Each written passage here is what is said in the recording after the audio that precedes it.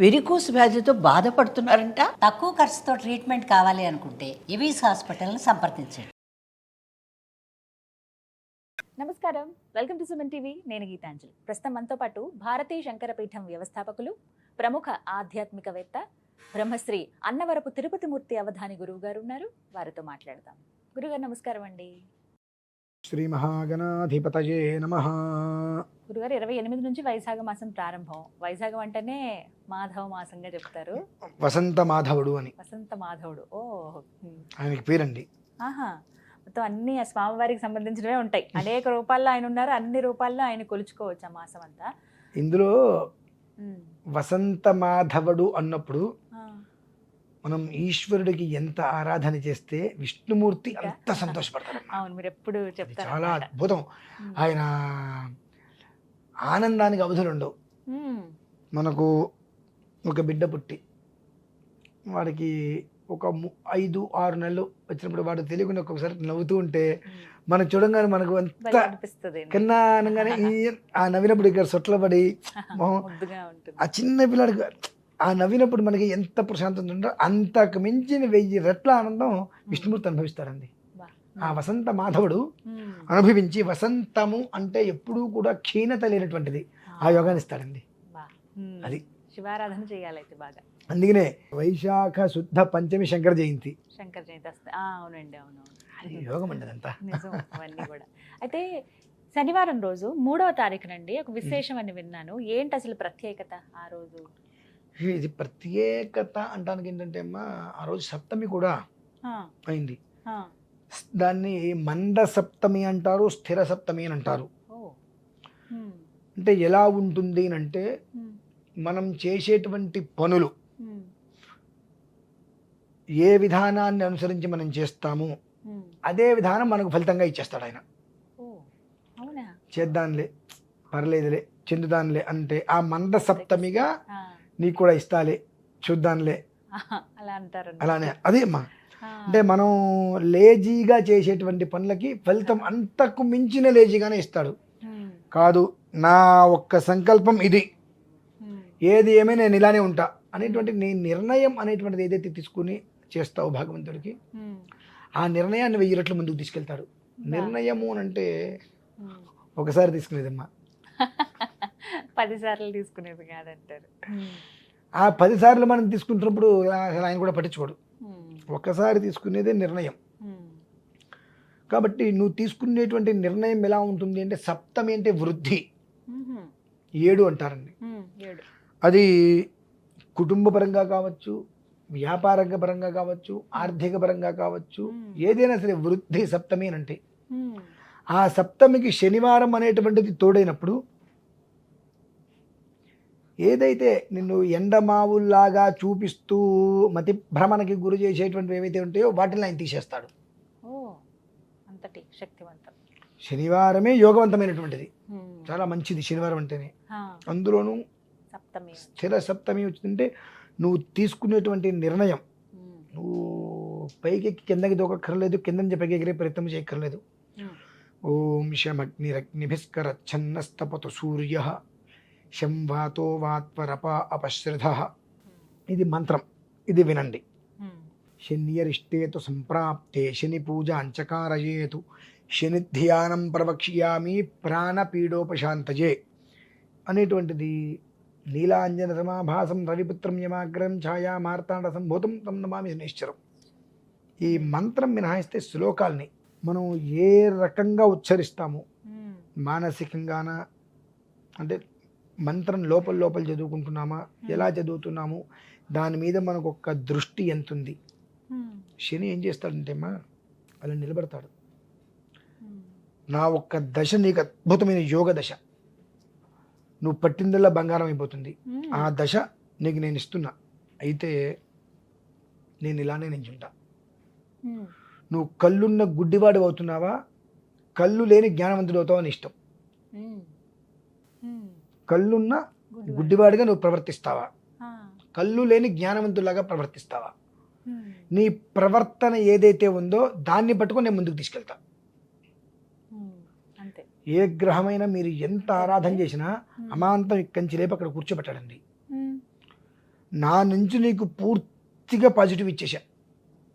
నీకంటూ ఒక మానసిక ఆలోచన బుద్ధి ఉంది. ఆ బుద్ధిని నువ్వు ఏ మార్గంలో పెడతావు అనేటువంటిది నీ ఇష్టం. అందుకనే మనకు కొన్ని జపాలు చేసిన ఫలితాలు రావట్లేదండి అంటే ఎందుకు వస్తాయమ్మా? చేసేవి ఆరాధనలు అదంటాం ఇదంటాం, ఏవైతే వద్దు అంటామో మనం ఆపం. ఇప్పుడు ఎవరో ఎంకయ్యో సోమయ్యో ఎవరో ఉన్నారు, ఆయనకి ఏదో కష్టం ఉంది, బాబు ఈ జపం చేయండి, ఇంత ఖర్చు అవుతుంది, ఇన్ని రోజులు ఈ పని చేయండి అంటే చివరి రోజు ఎవరో వచ్చి నువ్వు ఈ రోజు ఇటు వచ్చేస్తే నీకు ఏదో కలిసి వస్తుందని, కానీ ఈ జపం చేస్తున్నాను కాబట్టి నాకు ఇదంతా కలిసి వస్తుందని వెళ్ళిపోతాడు. ఇది పరీక్ష కదా అని ఆలోచించడు, వెళ్ళిపోతాడు, మొత్తం శ్రార్థం చెడిపోతుంది. కాబట్టి శని ఏంటంటే నీకు అపరిమితమైన అనుగ్రహాన్ని ఇచ్చేస్తాడు. అది నువ్వు పొందగలవా లేవా అనేటువంటి విషయం నువ్వు చూసుకోవాలి. అది పొందేటువంటి అర్హత మనకున్నదా? ఆశ ఉంటే సరిపోదు, అది పొందే అర్హత మనకున్నదా, దాన్ని మనం పొందగలుగుతున్నామా అనేటువంటి విషయాన్ని మనం చూసుకోవాలి. సప్తమి అంటే ఎంత వృద్ధమ్మా, సామాన్యమైన వృద్ధి కాదు అది. జాతకంలో కూడా 7వ ఇంటి ఉండేటువంటి గ్రహాన్ని అనుసరించి అతని యొక్క జీవితం అనేటువంటిది అబ్బో ప్రపంచాన్ని నేర్తాడమ్మా, ఆ స్థితికి వెళ్తాడు. చెప్పిన మాటకి తిరిగి ఉండదు ఇంకా. సుగ్రీవాజ్ఞ అంటారు, తెలుసా అండి మీకు? సుగ్రీవాజ్ఞ అంటే ఆయన మనం మామూలుగా ఎవరైనా చెప్పి పని చేయకపోతే ఏమంటాం? మొహం మండ, ప్రాణం తెస్తా, కాదు రేపొద్దున కానీ ఈ పని చేయకపోతే చేతులు ఎరగొట్టేస్తా అంటాం మనం. నిజంగా మనం చేతులు ఎరగొట్టమని వాడికి కూడా తెలుసుగా.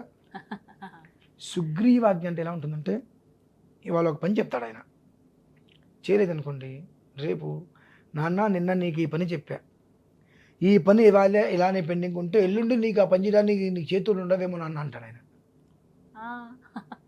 అమ్మో ఎంత సౌమ్యంగా చచ్చినట్టు చేస్తాడు. అంటే సుగ్రీవాజ్ఞ అంటే ఆయన నోటి నుంచి ఒక మాట వచ్చిందంటే జరిగి తీరాల్సిందే. లంకకి వెళ్ళి సీతామవారిని వెతుక్కురండి అనగానే గజగజలాడారు వీళ్ళంతా, వానరులంతా. ఎందుకనా? ఏం చేస్తాడో తెలియదు. కాబట్టి సుగ్రీవాజ్ఞ. అలా ఆ సప్తమి అనేటువంటిది స్థిరము, ఈ రెండు కలిసి వచ్చినప్పుడు ఏంటంటే మనం ఏదైతే వృద్ధి అనేటువంటి దానికి ఆ ఉండే గ్రహాన్ని అనుసరించి నువ్వు చెప్తే ఇక్కడ జరగాల్సిందే. అది వెళ్ళాలంటే చురుగ్గా ఉండాలి.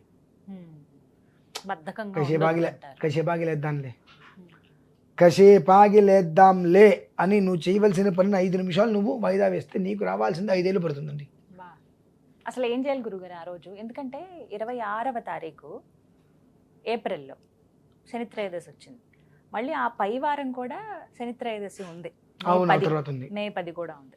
శని త్రయోదశి అనేటువంటి ఎప్పుడు మారదండి, అది ఒకటే విధానం. అది ఎప్పుడు వచ్చినా ఏ రకంగా వచ్చినా ఒకటే విధానం. కానీ ఇట్లా కొన్ని శనివారం సప్తమి, లేదంటే కనుక శనివారం ద్వాదశి, శనివారం దశమి, ఇలా కలిసి వచ్చినప్పుడు మనకు పట్టిన పీడలు విరిగిపోతాయండి. మరి ఏం చేయాలి గురుగారు? ప్రత్యేకంగా సూర్యోదయ పూర్వం, అంటే సూర్యుడి కన్నా ముందు నిద్ర లేచి దంతదావన్యాదవన్నీ నిర్వర్తించుకొని స్నానం చేసుకొని చక్కగా ఇంట్లో ఆవు నెయ్యో నువ్వుల నూనె దీపారాధన చేసుకొని నిలబడి 10 నిమిషాలు పోతే పోయింది.